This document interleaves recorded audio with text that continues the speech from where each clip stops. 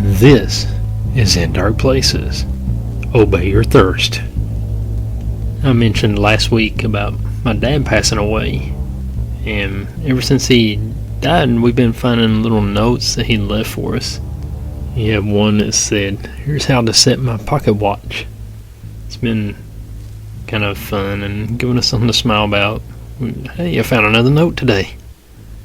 The song that I played in the outro for last week's episode was one of the songs that my dad wanted at his funeral. What a day that will be. That was in his notes. That was one of the songs he wanted. So, it's been pretty fun. It's been tough too. I've been cleaning up his house and throwing out 30 years worth of junk. I found some of his handkerchiefs, and he was just looking for those the other day. I wanted to lay them out for him, and then it hit me, oh yeah, he doesn't need them anymore. So yeah, hey, is everybody alright out there? According to The Simpsons, the end of the world was supposed to have been on September 24th. In between September 20th and 26th, I think it was, is like the end of the Samhita. And supposedly the elites were planning some kind of big attack or something on September 24th. Some German lad named Friedrich Merz said that September 24th, 2022 will be a day that the world remembers. You know, like people remember where they were when Kennedy died, and they remember 9/11 and stuff. So supposedly something big was supposed to happen on September 24th. And here to tell us what actually happened, the day that will live in infamy, here is Brandon to tell us what happened on September 24th. Let's go, Brandon. No, come on, really, let's go. Tell him what happened on September 24th. So, on September 24th, something very big was supposed to happen that was supposed to, change the world forever and stuff, and it'd be, a day that everyone is going to remember, like I said by, some German person and stuff, and, nothing happened on that day, there was no, nuclear apocalypse or zombie apocalypse or anything, it was just a normal day. So what I think happened is that, the German person that, said that, something was gonna happen on that day, he, went to the Sahara Desert in a camper van, while riding in a boat, on top of it, and pooped in the boat. Thanks, Brandon. September 24th, 2022. A day we'll always remember. And check it out, here's what's going on in the news.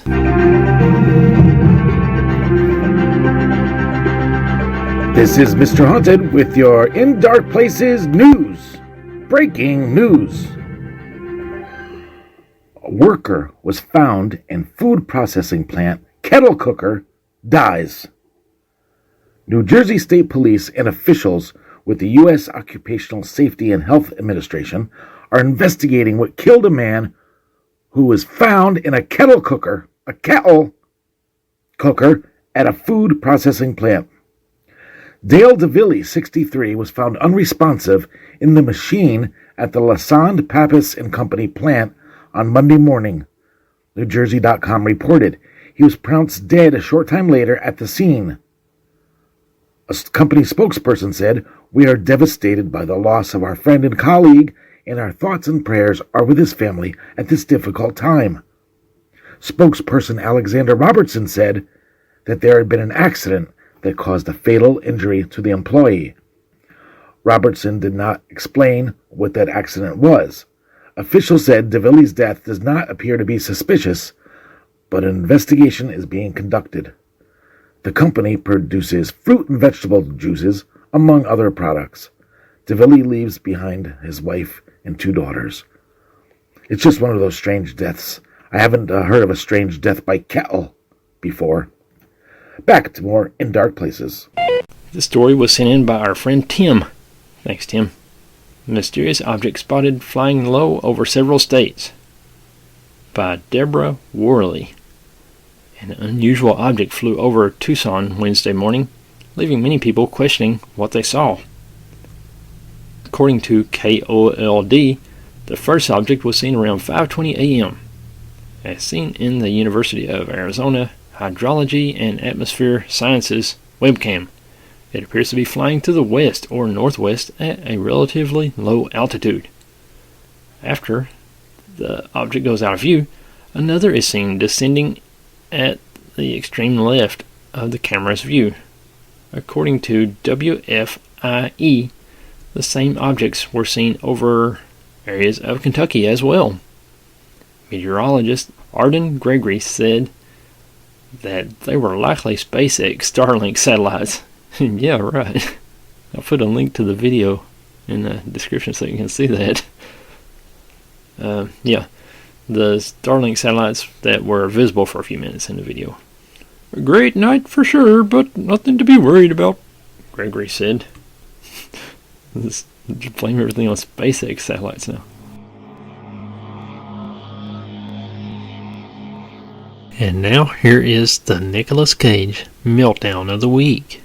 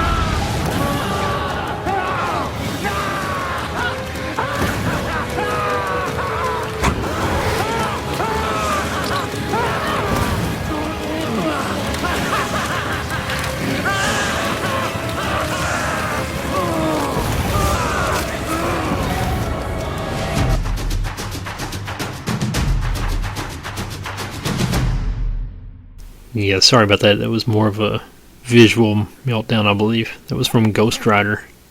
This week on the show, we are talking about some anomalous and unexplained places.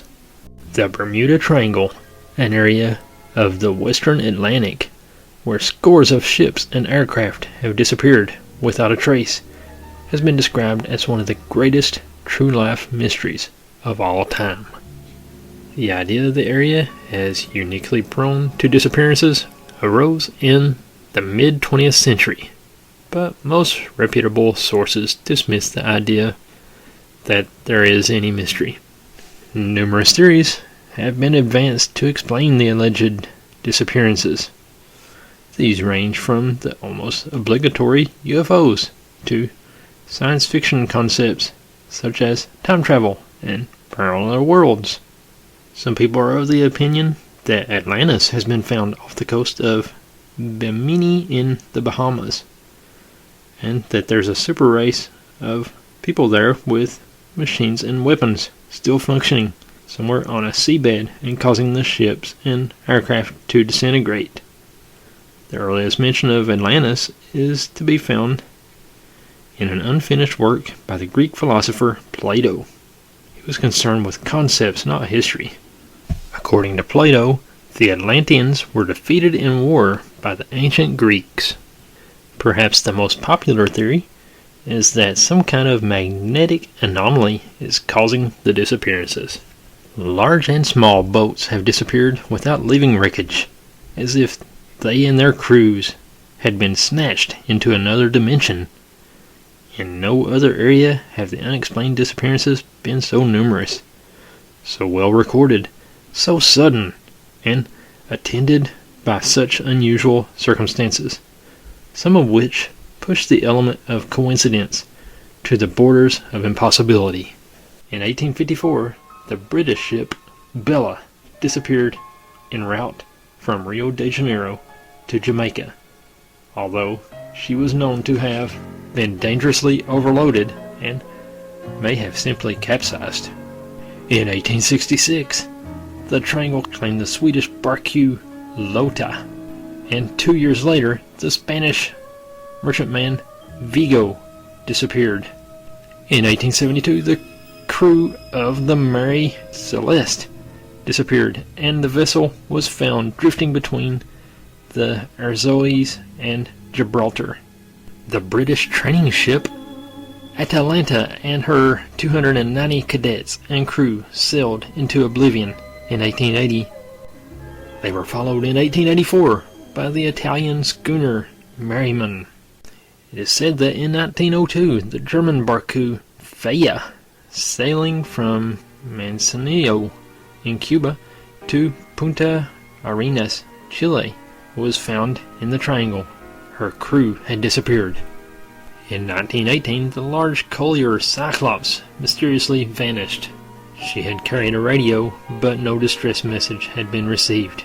A message was sent by the Japanese freighter Reinfuku Maru in 1925, but it only intensified the mystery because the radio operator is reported as saying, "Danger, like dagger, now, come quick."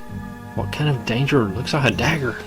In 1945, 5 U.S. Navy bombers vanished after sending a series of baffling and bizarre radio messages. In January 1948, the British airliner Star Tiger was nearing the end of a routine flight from the Azores to Bermuda when she is said to have radioed, "Weather and performance excellent. Expect to arrive on schedule." But the aircraft did not arrive at all. Another airliner, a Douglas DC-3, vanished on a flight from Puerto Rico to Florida in December 1948. That pilot allegedly radioed, "We are approaching the field, only 50 miles to the south. We can see the lights of Miami now. All's well. We'll stand by for landing instructions." But when Miami replied a few minutes later, she received no reply. In June 1950, in calm seas and good weather, the Costa Rican freighter Sandra and her crew of 28 vanished. The Bermuda Triangle is clearly a strange place, and strange things happen there. Hundreds of ships and aircraft have inexplicably vanished without trace. They hardly ever send a distress call, and wreckage is rarely found. This next story is about Scotland's Overton Bridge. Unexplained supernatural incidents can lead to a lot of discomfort and pain in people's lives. Scotland's Overton Bridge in Dumbarton is the perfect example. Baffling people, including experts around the world, the bridge has an unexplained mystery to it where dogs go to die. No, it's nothing like the Rainbow Bridge we refer to while talking about our pets. This is where pets jump to their own death. According to a report by the New York Times, there have been several cases of dogs falling or jumping off the bridge, allegedly feeling the presence of a paranormal entity. Locals say this has been happening for decades. The bridge has a 50-foot drop with no water below, just rocks. Why don't you put a little trampoline down there for him then? Or some mattresses or something. Sorry, I escalated. The report said, "So seriously, let's stop right here. You're saying that these dogs jump to their death on this bridge. If you simply put something cushiony down there, it could solve this whole mystery, and you don't need the experts." But let me continue. The report said that locals have claimed that around 300 dogs have jumped from the bridge since the 1950s. A place like this is bound to have some myths and urban legends attached to it, but many pet owners believe that the place is connected to something paranormal. According to locals, dogs become possessed on the bridge before jumping off to their death. Some believe in the local lore that the bridge is haunted by the White Lady of Overton, who apparently lived alone in grief for over 30 years after her husband died in 1908. Alice Trevorrow, a pet owner who walked on the bridge in 2014 with her little dog Cassie, recounted, "I had parked up, and as she is so obedient, I didn't put her lead on. Me and my son walked towards Cassie, who was staring at something above the bridge. She definitely saw something that made her jump. There is something sinister going on. It was so out of character for her. The same year, another pet owner named Kenneth Meekley was walking on the bridge with his golden retriever when the dog suddenly jumped off the bridge. Luckily, it survived. Due to the untimely deaths over the years, the location is now branded as Dog Suicide Bridge.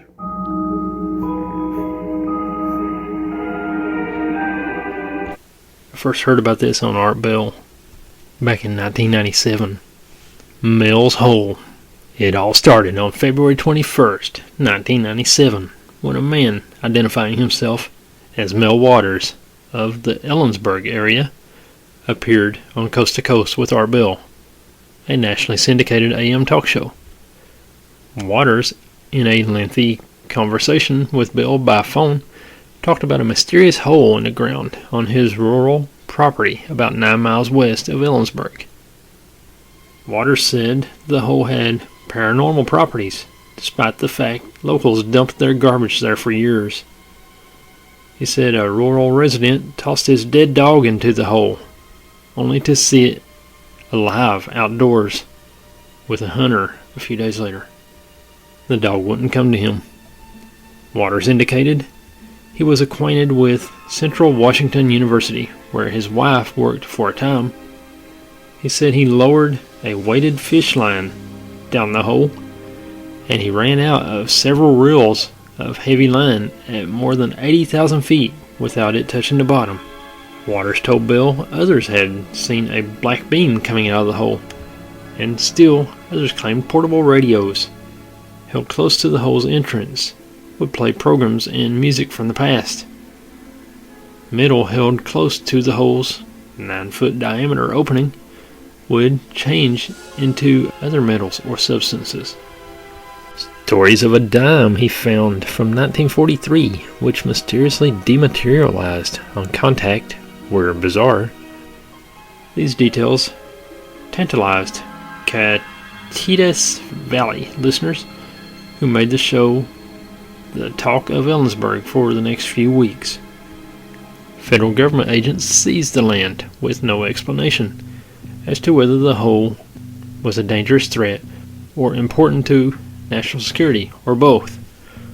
Waters said the cover story the government gave was that it was the old site of a downed aircraft. Waters claimed federal agents forced him to lease the land to the government. The lease payments allowed him to move to Australia, he said. And later on in his calls to Art Bell, he talked about being arrested by the police in Tacoma, Washington. And he also woke up from a blackout in an alley in San Francisco, missing all of his teeth. Most alarmingly, he mentioned that he found another bottomless hole in Nevada. This abyss had even stranger powers than the one purportedly on his land. This hole set ice on fire for months without ever melting. When a sheep was lowered into this one, it emerged from the chasm with an alien embedded within it. He didn't stop there. He maintained that this alien was able to communicate via radio waves. It warned humans to back away from nuclear conflict, as it posed a threat to our species. So this male dude, he never would tell the exact location of his hole up in Washington. Checks by local news reporters later found no public records indicating a Mel Waters lived in Catatas County, had a wife who worked at CWU or owned rural property. Waters later called back to Bell's show a few times again, on February 24th and reportedly again in 2000 and twice in 2002. The show, over the years, rebroadcast the segments as the best of Art Bell, again generating interest. Most recently, Seattle's KOMO TV station broadcast a news segment about the continuing mystery surrounding Mel's Hole on February 7th, 2014. The segment included comments from Red Elk, an intertribal medicine man living in the Catatus Valley, who contends his father showed him the hole back around 1961 and told his son that it was bottomless. Waters and those who have searched for the hole and claim to have found it have never revealed publicly the exact location. All they would say is that it was on Manistash Ridge, some 9 to 10 miles southwesterly of Ellensburg. Interstate Department of Natural Resources geologist Jack Powell of Ellensburg, who was among those listening during one of the earliest coast-to-coast AM shows with Mel Waters. He was driving back home from an out-of-county task. "You got my interest in a funny kind of way," said Powell, 62, remembering back when. "I knew Art Bell's stuff is basically Sasquatch and UFOs and the like, but it was sort of entertaining." Powell, who has worked as an exploratory geologist for petroleum companies, taught geology at CWU for 11 years and has worked with the DNR for more than 20 years, thought he knew where the hole was. He grew up in Catatus Valley, and as a kid, he played around an old gold mine shaft that went down at an angle into a field northwest of Ellensburg. At most, the shaft on the valley floor was likely 90 feet deep or more. Powell estimated, and it may have been as much as 300 feet deep when it was an active mine. When Powell heard on the radio show that Mills Hole was said to be on Manistash Ridge and more than 80,000 feet deep, well, he couldn't listen any longer. He was disgusted. He knew the deepest mine shaft in the world was 12,672 feet deep, and the deepest known cavern was 7,188 feet. The Russians drilled the deepest borehole that went down 40,230 feet in 1989. If they said over the radio it was on the north side of the valley, well, I might have stayed with the program for a while longer. I was thinking the hole I knew about was somehow being made into Mills Hole," said Powell, who has 30 years' experience of exploring the geology of eastern Washington, and especially lower Catatus County and Manistash Ridge in detail. "Geologically and physically, it's not possible for a hole to be that deep," Powell said. "It would collapse into itself under the tremendous pressure and heat from the surrounding strata." He concluded whoever Mel Waters was, he probably knew about the hole northwest of Ellensburg that's on private property, fenced with barbed wire, and is not too far from state DNR lands. "I suppose this Mel Waters used the real hole as a kind of inspiration for making up his mysterious one on Manistash Ridge," said Powell. After listening to the show, Powell didn't think much about it for quite a while until 2001, when he was contacted by a member of a Seattle area discussion group that was studying Mills Hole. The caller was part of an online chat club.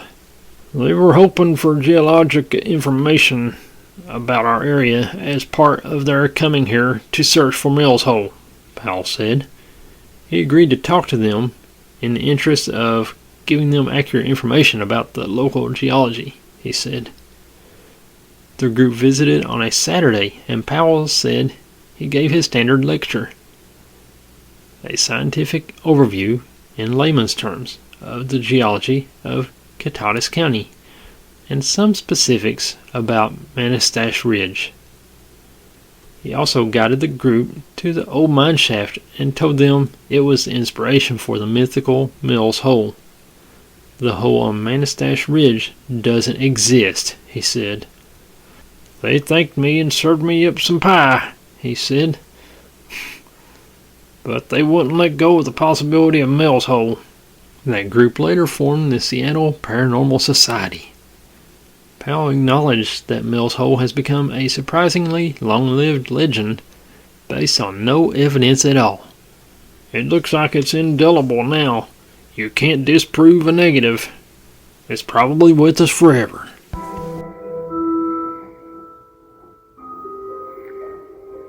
This story is about the Bennington Triangle.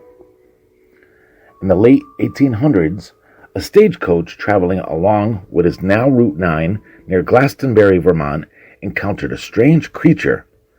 The occupants described a huge ape-like monster that attacked and overturned the vehicle. This was the first reported incident in an area that would become known as the Bennington Triangle. Glastonbury is some 15 miles northeast of Bennington near Fayetteville, at the base of Glastonbury Mountain. Despite its seclusion and brutal winters, Glastonbury was a thriving town of nearly 250 residents in the 1880s, with a dance hall, a casino, 2 schoolhouses, and a mill. But it wasn't to last. A flu epidemic and the promise of more fertile land elsewhere prompted an exodus that left Glastonbury's population at 7 by 1930. Today, Glastonbury stands on 27,000 acres of wilderness with a population of 9, all members of the same family. Towering 3,748 feet above the town is Glastonbury Mountain, one of Vermont's highest peaks, which local Indians considered cursed because the 4 winds converged on the peak. They refused to live near it and rarely ventured there, except to bury their dead. Throughout the years, residents of Fayetteville and Glastonbury have told stories of mysterious lights and unusual sounds from the mountaintop, but these tales pale next to those of the Glastonbury monster and mysterious disappearances on the mountain. On November 12, 1945, 75-year-old Mitty Rivers, an experienced local outdoorsman, guided a party of hunters into Glastonbury Mountain. While returning to camp, Rivers got ahead of the others and vanished. Police and volunteers launched an unsuccessful search for the hunter. The only clue was a single bullet found by a stream. Searchers guessed it fell out of his belt when Rivers stopped for a drink of water. On December 1st, 1946, an 18-year-old Bennington College co-ed disappeared without a trace. Paula Weldon, an avid hiker who was familiar with the area, decided to go for a day hike on Glastonbury Mountain. She got a ride to the trailhead, and several witnesses confirmed seeing her on the trail. When she failed to return to school, over 1,000 volunteers scoured the area. Despite a $5,000 reward and help from the FBI, Paula Weldon was never seen again. 3 years to the day after Paula Weldon's disappearance, James Tetford vanished from a bus bound for Bennington. He boarded it in St. Albans, Vermont, and although passengers confirmed his presence on the bus at the stop before Bennington, he was not on it when he reached the town. Neither the driver nor the passengers had any idea what happened to him. On October 12, 1950, 8-year-old Paul Jepson became the next victim of the Bennington Triangle. His parents were caretakers of a local dump. His mother left Paul sitting in her truck unattended for a few minutes, only to find him missing when she returned. He had disappeared without a trace, never to be seen again. Bloodhounds followed his scent to a nearby road, then lost it. 3 weeks later, Frida Langer was hiking on Glastonbury with her cousin Herbert Elsner when she fell off into a stream. She told her cousin to wait while she ran a short distance back to the campsite to change her clothes. When she didn't return, Elsner went back to camp and discovered that Frida had never arrived there. Search teams made 5 attempts over the next week to find her, but came up with nothing. On November 11th and 12th, the search party was 300 members strong, consisting of National Guardsmen, police, firemen, and other volunteers. But Langer's body did not turn up until the next spring. Badly mangled, it was found in an open area that had been searched repeatedly the previous fall. The cause of death could not be determined. Many people have tried to explain strange disappearances in the Glastonbury area. Some say they were the victims of the Glastonbury monster, the same creature that overturned the stagecoach many years earlier.